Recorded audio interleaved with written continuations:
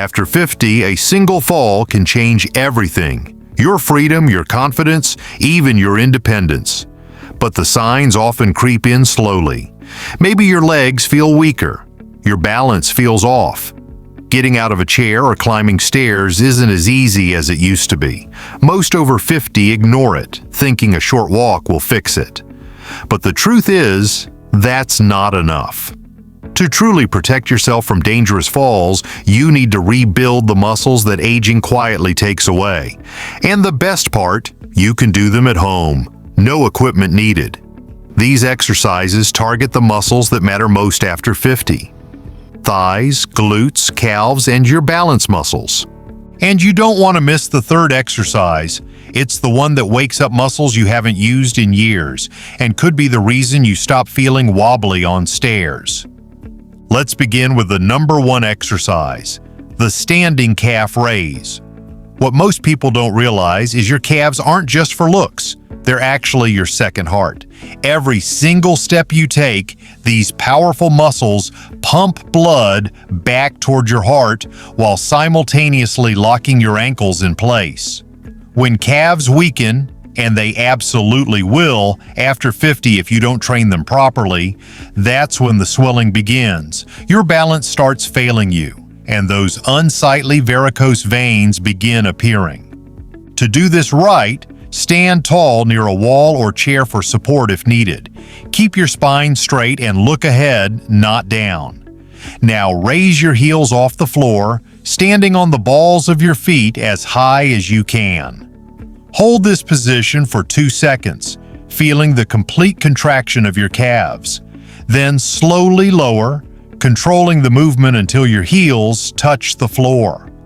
Again, the secret here is in the full range of motion. Many people do short, quick raises that don't bring the complete benefits. You should feel a slight stretch when your heels touch the floor and an intense contraction when you're on the balls of your feet. Never sway your body to create momentum. The movement should come exclusively from your calves. Don't bend your knees during execution, as this transfers the work to other parts of the leg. A common mistake is not respecting the full range of motion. When you don't completely lower until your heel touches the floor, you're losing the benefit of stretching the muscle fibers, which is fundamental for strength gain. For beginners over 50, start with 2 sets of 10 repetitions with 60 seconds of rest between them. As you feel stronger, increase to 3 sets of 15 repetitions. For an extra challenge after a few weeks, try doing the exercise on just one leg at a time, always with support for safety. Your calves are now activated, but skip the next move and you'll miss the one that reveals which leg is secretly weaker. And that's exactly where most falls begin. Now we come to the second most important exercise, the Bulgarian split squat. This isn't just another squat variation, it's a complete balance reset for your body. Here's why it's crucial. After 50, one leg inevitably becomes weaker than the other. You probably haven't even noticed this happening. This single exercise fixes that imbalance while simultaneously crushing chronic knee pain.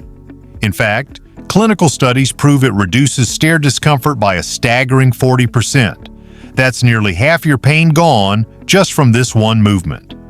To perform this exercise, start by positioning yourself standing about 1 step in front of a bench, sofa, or stable chair.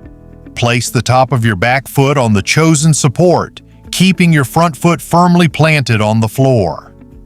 Keep your back straight and your abdomen contracted. Now bend your front knee, lowering your body toward the floor as if doing a squat on one leg lower until your front thigh is parallel to the floor or as far as you can go without pain. Push through the heel of your front leg to return to the starting position. The crucial point here is to keep your front knee aligned with your foot without letting it fall inward. Your weight should be concentrated on the heel of your front leg, not on the ball of your foot. The most common mistake is letting your front knee go beyond the line of your toes, which puts unnecessary pressure on the joint. Another frequent misconception is leaning the trunk too far forward, which overloads the lower back. Keep your trunk erect as if you were proud to show your chest.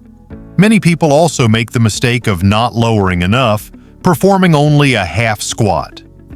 Another important detail: don't put all your body weight on your back leg. The back foot serves only as a balance point, not as the main support base. Start with 2 sets of 8 repetitions for each leg, alternating between them. Rest 90 seconds between sets. As you gain strength and confidence, increase to 3 sets of 12 repetitions. If you feel it's too easy after a few weeks, you can add weight by holding small water bottles or packages of rice. The next day, if you feel a slight muscle fatigue in your thighs and glutes, don't be alarmed. The only warning sign would be joint pain. Your legs have done the heavy lifting. Now it's time to wake up the muscles that aging quietly shuts down. Miss this one and you're leaving your back and balance exposed. But before that, hit that subscribe button. We've got more easy, joint-friendly moves coming to help you rebuild leg strength and feel steady on your feet again. Your legs are your foundation. Let's keep them strong every step of the way. Third is the isometric glute bridge, your body's natural support system. Weak glutes don't just mean back pain, they're why seniors start shuffling instead of walking.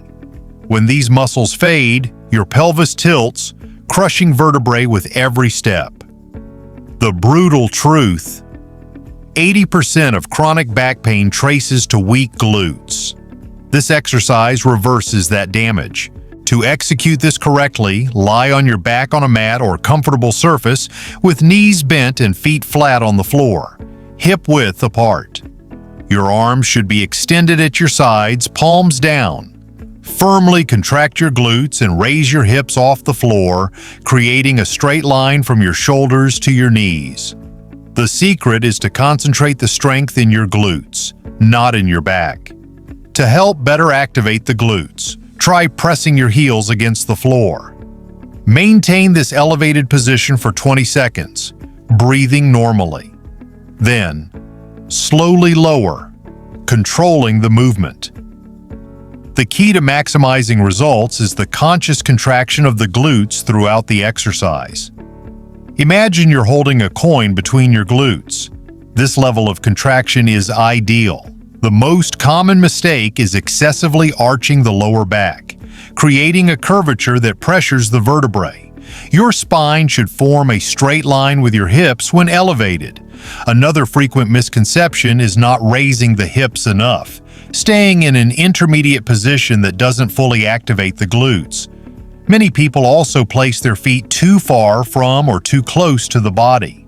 The ideal position is one where when the hip is elevated, your knees form a 90-degree angle. If the knees are too closed or open, the exercise loses efficiency. A subtle but important error is letting the knees fall outward or inward. Keep them pointing forward parallel to each other throughout the exercise. Start by holding the position for 15 seconds. Rest for 30 seconds and repeat 5 times. As your endurance improves, increase to 30 seconds of contraction with the same rest interval for 8 repetitions. For an additional challenge after a few weeks, try the unilateral version. Extend one leg while keeping the other bent, supporting your raised hip with just one leg. This is excellent for correcting imbalances between the sides of the body. And don't forget, your breathing should remain regular and controlled without tension in the neck or shoulders. Your glutes are fired up, your core is ready. Now it's time to put that strength to work. This next move builds real-world stability and balance most people over 50 don't notice they're losing until they fall. Fourth comes the farmer's walk, nature's perfect balance trainer. This isn't just exercise, it's how your body remembers to move confidently.